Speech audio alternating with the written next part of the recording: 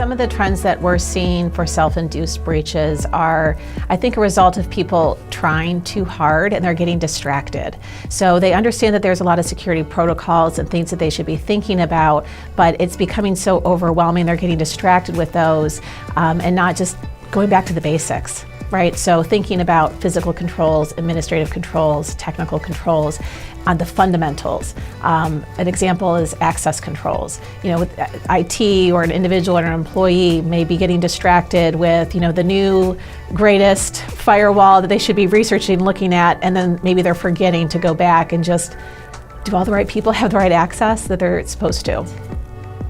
This is a global economy, and we don't want, as a former business owner and a technology business owner, we want to compete globally.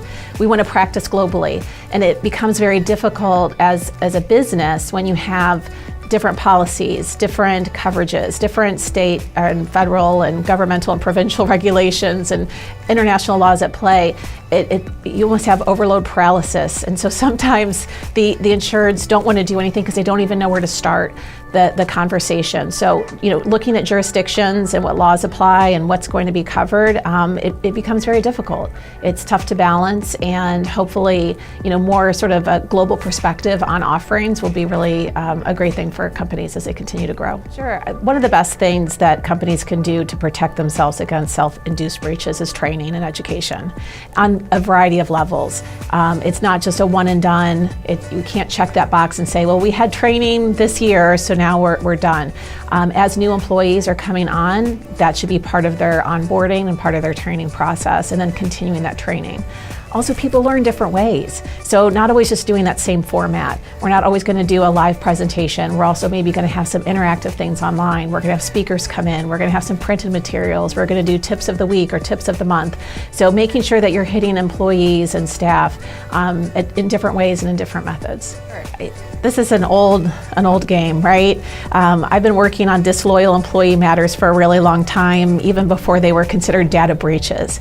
But some people make the oops, and some people it's intentional.